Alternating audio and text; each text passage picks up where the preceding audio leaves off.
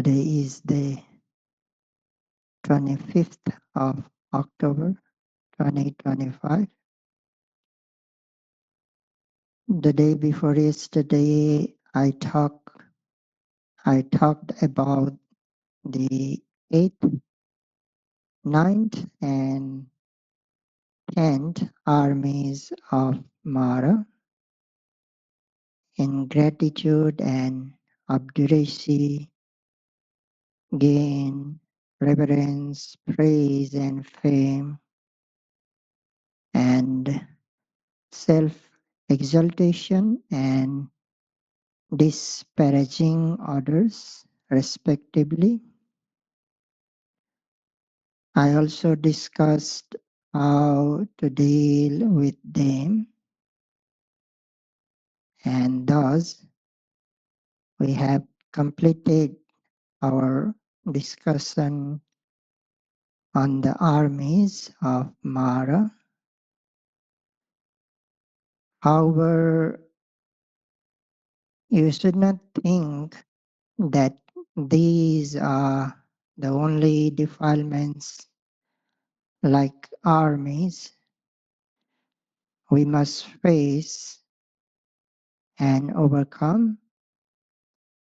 In fact, defilements arise in many forms, continually working to pollute the mind, obstruct practice, and pull one away from the path. At times, they emerge in the form of armies attacking and attempting to defeat you. At times, they appear as hindrances, hindering and halting your progress. At times, they arise as defiling factors, corrupting the purity of your practice. At times, they manifest as knowledge weakeners, subtly undermining and weakening your insight and understanding. Although they take many forms, by their very nature, defilements pollute and corrupt the mind. They torture and torment. They burn and agitate. They make you weary and dull, conceal the truth, weaken mindfulness and wisdom, and cause frustration, irritation, and restlessness.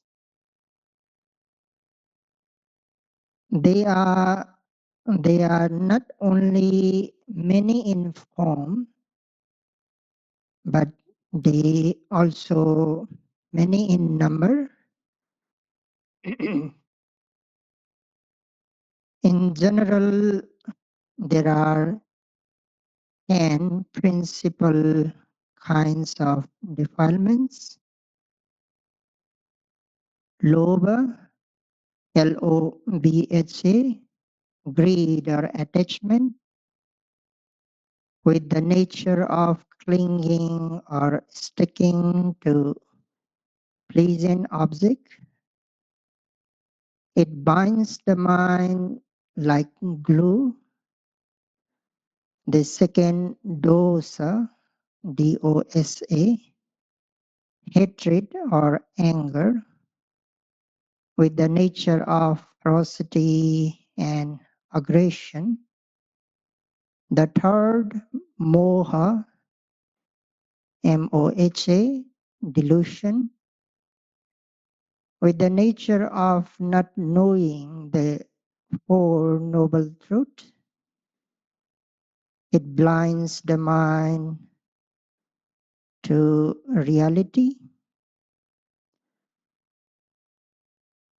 Then the fourth, mana, M-A-N-A, conceit or pride, with the nature of haughtiness. It elevates the self and looks down on others. The fifth, ditti, D-I-T-T-H-I, wrong view, with the nature of distorted interpretation. It misperceives truth and lead the mind astray. Vicikiccha, the sixth vicikiccha, Vicikiccha, doubt, with the nature of doubting and uncertainty. It prevents from it prevents from confidence in the Dhamma. The seventh, Thina, Thina, sloth, with the nature of mental sluggishness and lack of driving power. It suppresses energy and initiative. The eighth, Uddhacca, Uddhacca, restlessness, with nature of disquietude and mental agitation. It scatters the mind and disturbs composure. The ninth, ahirika, Ahirika, lack of moral shame, with the nature of having no inner disgust toward wrongdoing. The tenth, Anottappa, Anottappa, lack of moral fear, with the nature of having no dread or concern about the consequences of misconduct. So this is the general categorization of defilements. However, there are many other ways to classifying them. In other lists, additional defilements are mentioned, such as Middha, Middha, torpor with the nature of mental heaviness and lack of alertness. Issa, that we have recently talked, ISSA, jealousy with the nature of resentment toward the success or the good fortune of others. Matsarya, Maccharya, miserliness or stinginess with the nature of not wanting to share one's possession, status, or knowledge. Sathaya, Sathaya, Sathaya means deceit, with the nature of concealing one's faults for the sake of gain or praise. quite dangerous. Then Maya, Maya, Maya is hypocrisy or craftiness with the nature of pretending to possess good qualities one does not actually have. So these and many other arise in various classification showing the countless form through which the defilements can manifest and obscure the purity of the mind. Furthermore, when defilements are multiplied by their object, their number becomes even greater. For example, greed can arise toward many kinds of objects, greed for visual form, greed for sounds, greed for smells, greed for tastes, greed for tangible sensations, and greed for thoughts or ideas.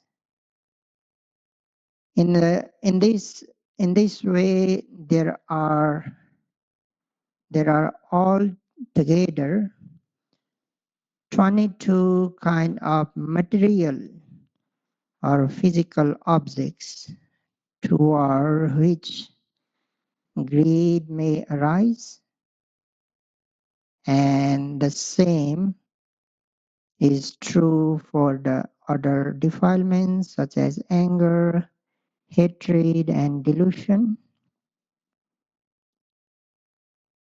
Defilements are not limited. Defilements are not limited only to physical objects, but can also arise in relation to mental objects. For instance, one may have greed for rapture, greed for mindfulness, greed for serenity, or greed for mental bliss, or greed for the wholesome mind itself. Likewise, those who perform unwholesome actions, there may arise greed for the unwholesome mind, for example, delighting in thoughts of harming others, in fantasies of sexual misconduct, or in recalling past wrongdoings with pleasures.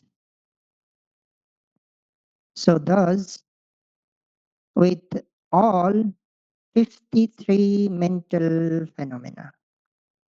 So, all 53 mental phenomena, greed can manifest in countless ways, and so do the other defilements. So in general, there are 75 kinds of objects in which defilements can arise. When these are considered as both external and internal, the number doubles to 150, and when multiplied by the 10 principal defilements, they become 1500. So 1500 defilements. Yet this is only a regular way of counting. In truth, there are many other ways of multiplication by time, by condition, by intensity or degree, through which defilements become practically innumerable. This means there are countless armies of Mara ever ready to attack us. And just as wine grows stronger in taste, smell, and toxicity, the longer it is kept, so too have these defilements become exceedingly powerful, having been embedded in our mind stream since time without beginning. They have fermented and matured through countless lives, gaining strength each time they are indulged. And all of them exists nowhere, nowhere else but within our own mind stream. Within our mind stream, the true battlefield, therefore, is not outside but within. And defilements employ many strategies in their attacks to sustain their power, and keep the mind born in ignorance, craving, and hatred. They may disguise themselves. This is the first strategy they may use. They may disguise themselves like skilled magicians. Greed may appear as loving kindness because greed is the nearest enemy of loving kindness. That's why greed may appear as loving kindness, anger as compassion. Anger is the nearest cause of compassion. So anger as compassion, and restlessness as wholesome thought. They may even behave as if they were your friends or well-wishers. Defilements also use temptation and rationalization. They whisper subtle justification. Oh, just this once. Oh, it's harmless. I deserve this, and so on. Sometimes they launch an ambush attack, a sudden unexpected assault from hidden position in the mind, and other time they take an indirect approach, gaining advantage by attacking your weaknesses rather than your strengths, because defilements know your weaknesses very well. If you are a person who easily regrets, they will bring back memories of the past to fill your mind with guilt or remorse. If you are an emotional person, they will present to you objects that stir up intense feelings. If you are hot tempered, they will offer you unpleasant experiences to provoke irritation and anger. If you are inclined toward doubt, they will plant seeds of uncertainty and confusion, making you question yourself, your path, even the truth. Defilements know your habits. They know the doorways through which they can enter. They tailor their attack according to your temperament, always seeking the weakest, always seeking the weakest point. When mindfulness is absent, they conquer the mind easily. So, when a meditator realizes how defilements are always seeking the weakest point, how they keep loitering around, waiting for the right moment, and how easily they conquer the mind when mindfulness is absent.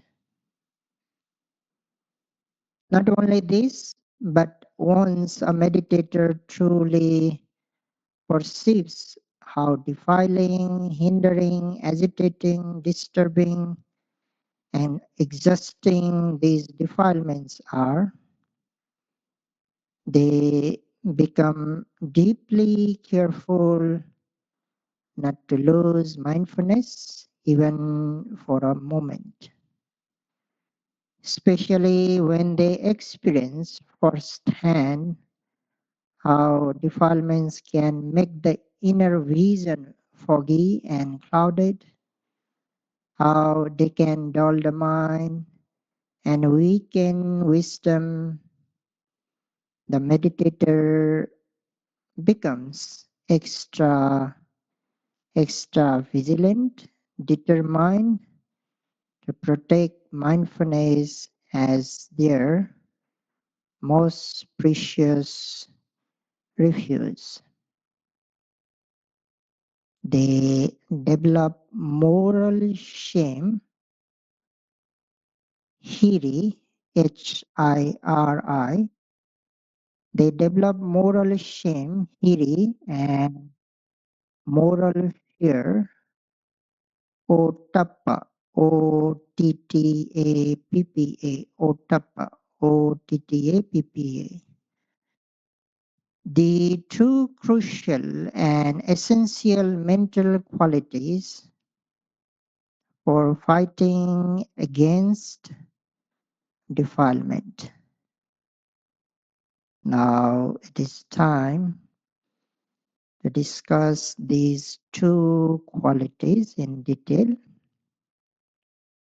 To understand these two wholesome mental factors or qualities in detail, uh, it is helpful for us to know their opposites. Their opposites, the absence of moral shame and the absence of moral fear. Being shameless in committing misconduct is called shamelessness or hirika. Ahirika. This is mental state. This mental state arises when a person has lost their inner sense of concern and self-respect.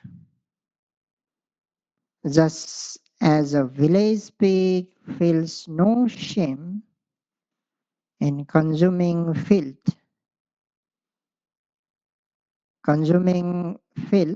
a person with this mentality feels no shame in engaging in unwholesome deeds, whether through body, speech, or mind. They may even take pride in what should be regretted, finding satisfaction in what brings harm. A village pig may boast among the pigs about how much filth it has eaten. Likewise, a thief may boast among other thieves about how much he has stolen. Such a mind has become coarse and insensitive, becomes coarse and insensitive. And when ahirika dominates one's moral compass, is lost the heart, become blind to what is blameworthy, and one begins to rationalize, to justify wrong actions.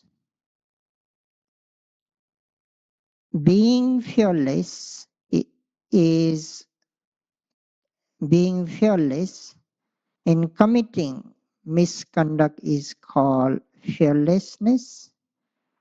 Anottappa, Anottappa. This arises when the mind has no dread or concern about the consequences of wrongdoing. No concern about the consequences of wrongdoing, just as small insects do not fear to approach a flame, but by the next morning they lie dead. So too, a person with this mentality feels no fear or restraint in doing unwholesome deeds. At the moment, they feel bold and unrestrained, but later they inevitably suffer the painful results of their actions. Remember, there are always four dangers that arise when one commits wrongdoing. The first, Attanuvadabhaya, the danger of self-reproach. The danger of self-reproach after committing an unwholesome deed. One's own concern torment them. The mind becomes restless and uneasy, filled with regret and inner criticism. So this is self-criticism, danger of self-criticism. The second, paranuvada bhaya, the danger of blame from others. Others may condemn, criticize, or lose respect for the wrongdoer, causing shame and social dishonor. The third, danda bhaya, the danger of punishment. If one's action break laws or social rules, this danger arises in the form of penalties imposed by authorities or other external forms of retribution that result from one's misconduct. And the fourth, duggati bhaya, the danger of an unfortunate rebirth because of one's unwholesome karma action. Suffering is experienced in future existences, falling into woeful states such as hell, the animal realm, or the realm of hungry ghosts. So thus every act of wrongdoing carries these fourfold dangers. However, a person who lacks moral fear feels no fear of these dangers. In contrast, Hiri, H-I-R-I, Hiri, moral shame means feeling shameful about misconduct, and Ottappa, O-T-T-A-P-P-A, means feeling dread or moral fear toward misconduct. Hiri arises from inner integrity, self-respect, and a sense of honor. It is the recognize that immoral or unwholesome actions are beneath one's dignity. When Hiri is strong, a person naturally refrains from wrongdoing, not out of fear of punishment or public opinion, but out of respect for their own virtue, purity of heart.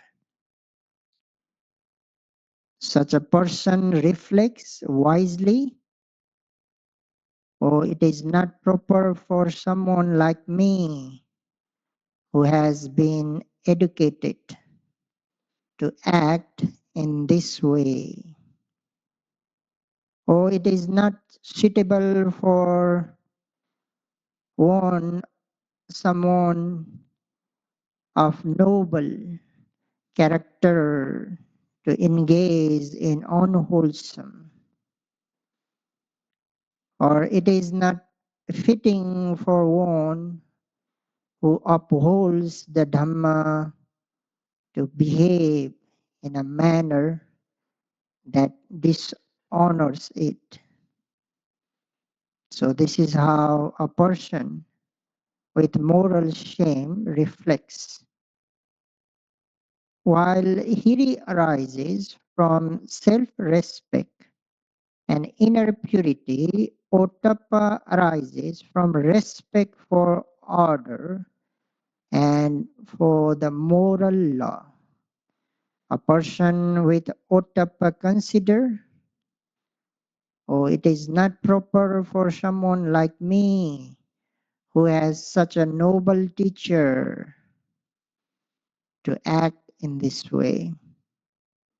Oh, it is not proper for one who has faith in the Buddha, Dhamma, and Sangha to engage in misconduct. Oh, it would bring shame to my parents, my teachers, my community. So this is how a person with Otapa reflects. Through such reflections, Otapa prevents a person from harming others or bringing dishonor to those they deserve. It is born from gratitude, reverence, and understanding of interdependence, that one's action do not affect oneself alone but ripple outward to touch many lives. And when Hiri and Ottappa work together, they form a complete safeguard for moral conduct. They form a complete safeguard for moral conduct. Hiri restrains from within and Ottappa restrains from without. Together they are known as the guardians of the world. Loka, Pala, Dhamma in Pali. The guardians of the world. For when these two qualities are firmly established in the hearts of people, the world remains peaceful and safe. It is said that the absence of moral shame and moral fear leads to the decline of the moral order, because animals lack hiri and ottappa. Animals lack hiri and ottappa. They fight, harm, and devour one another without restraint. They engage in mating without any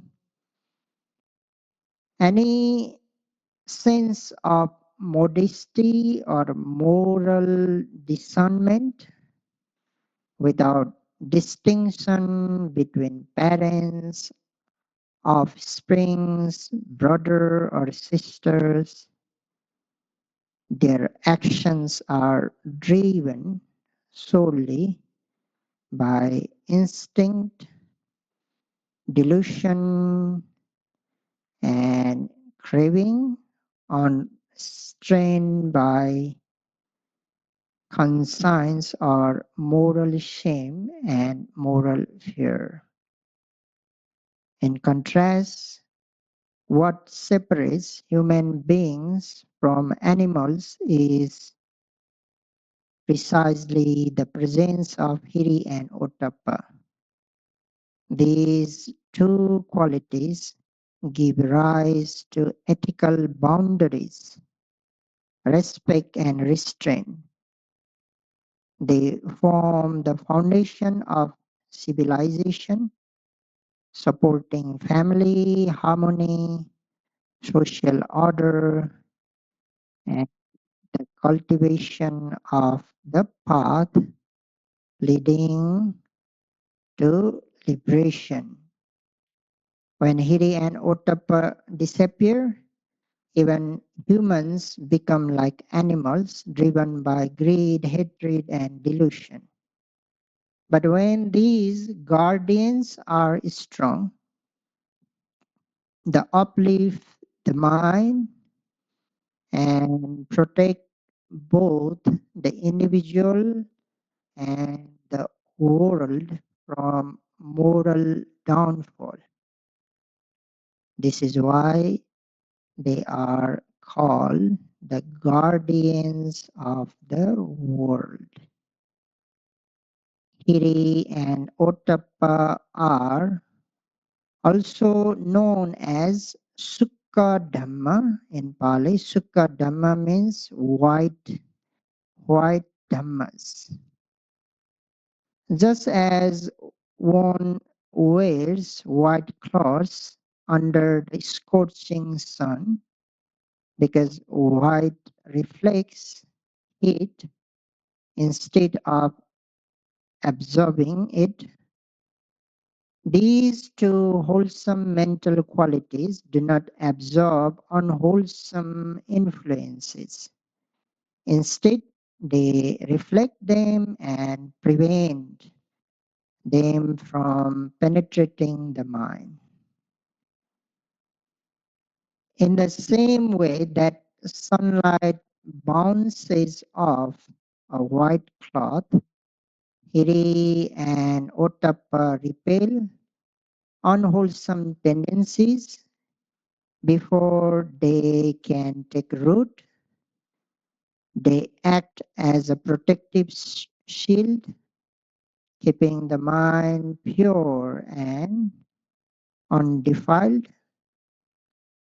When these qualities are strong, defilements such as greed, hatred, and delusion are less likely to enter and disturb the heart. They do not suppress or fight the defilements with force, but rather by their very presence, they naturally kick away unwholesome tendencies, keeping the mind clear, bright, and mindful.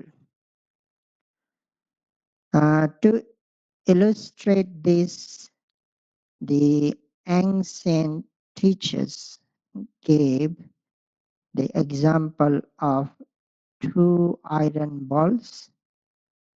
One is cold but smeared with filth, while the other is red, hot, and glowing. A wise person will not touch the first ball out of hiri, the sense of shame at being defiled by impurity. They will not touch the second out of Ottappa, the fear of being burned by the heat.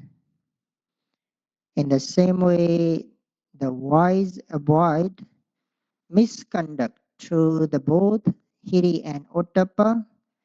Hiri protects them from inner defilement, and Ottappa protects them from the painful consequences that follow wrongdoing. Together, these two qualities safeguard the purity of the mind, preserve harmony in society, and form the foundation of all moral and spiritual development. So remember this. Remember this one every time, not just sometimes. Every time when you perform unwholesome actions through body, speech, or mind, at that very moment you are without moral shame and moral fear. I repeat this one every time when you perform unwholesome actions through body, speech, or mind. At that very moment, you are without moral shame and moral fear. And every time you restrain from unwholesome action and engage in wholesome action, it is because moral shame and moral fear are present in your mind.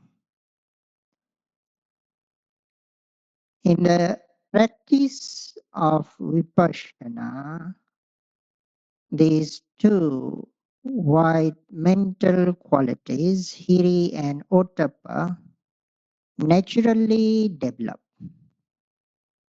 Hiri and Ottappa naturally develop the more a meditator advances in meditation, the stronger these qualities become. In other words, the stronger one's mindfulness, concentration, and wisdom, the stronger Hiri and Ottappa grow. In contrast, if one's effort, mindfulness, and concentration are weak, and defilements are easily allowed to arise, this shows that moral shame and moral fear are also weak. When Hiri and Ottappa are not firmly established, the mind becomes vulnerable to defilements, losing its purity and stability in practice.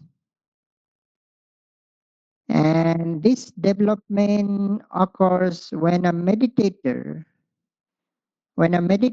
realizes how defilements are always seeking the weakest point, how they linger, how they linger waiting for the right moment, and how easily they can conquer the mind when mindfulness is absent.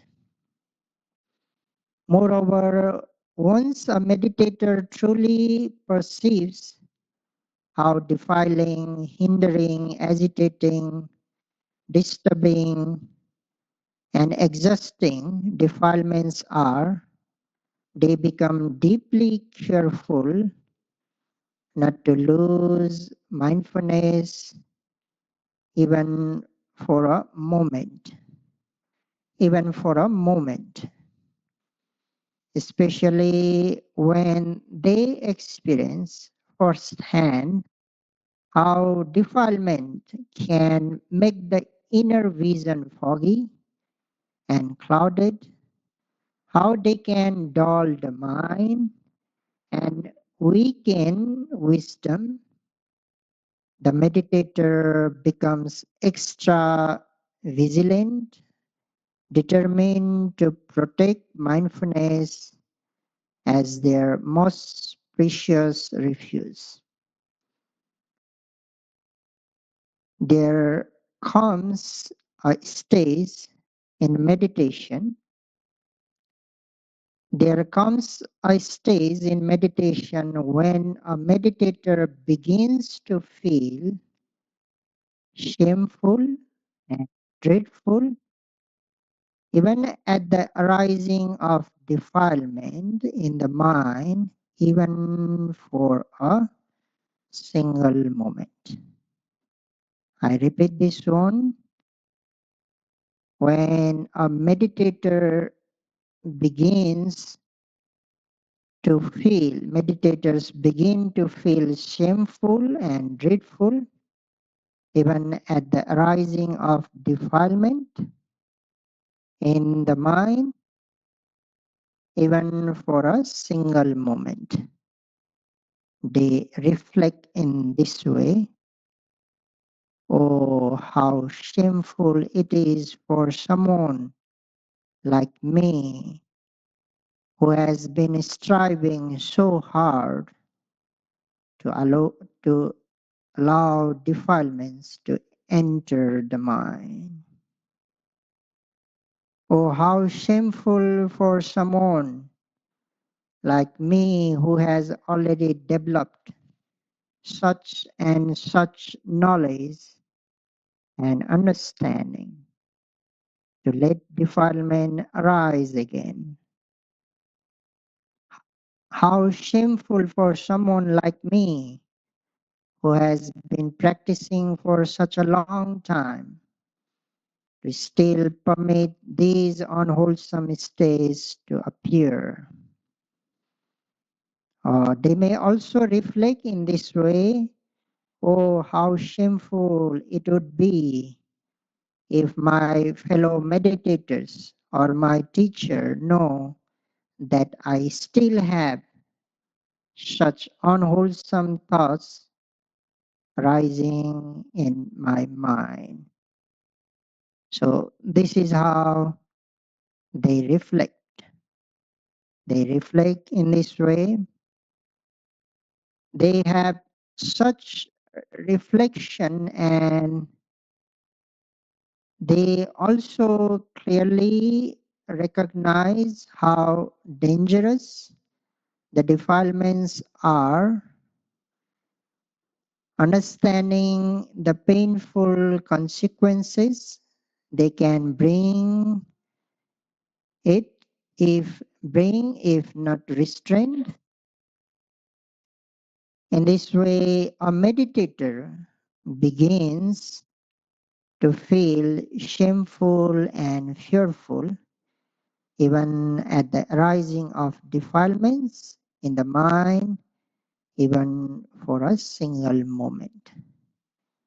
So just imagine if someone feels ashamed and fearful even of defilements arising merely as passing thought, how could it be possible for them to engage in unwholesome actions through body or speech? I repeat this one. Just imagine if someone feels ashamed and fearful even of defilements arising merely as passing thought, how could it be possible for them to engage in unwholesome actions through body or speech? At this stage, the mind itself became a sanctuary guarded by the natural presence of Hiri and Ottappa. Even a fleeting unwholesome intention is met with immediate moral awareness, preventing it from manifesting outwardly. This reflects the deep protective power of these two wide mental qualities, which safeguard both inner purity and external conduct. At this stage, a meditator no longer needs much inspiration or encouragement from others because their own moral shame and moral fear continually push them forward on the path of liberation. So these two are the crucial mental factors, not only for avoiding the traps of defilements, but also for conquering them by understanding the vital role that these two white mental qualities play in winning the inner battle.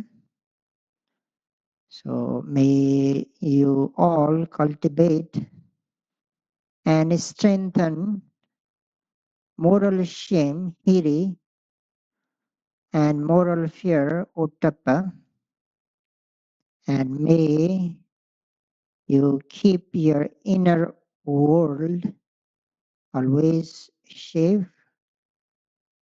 safe, pure, and well protected.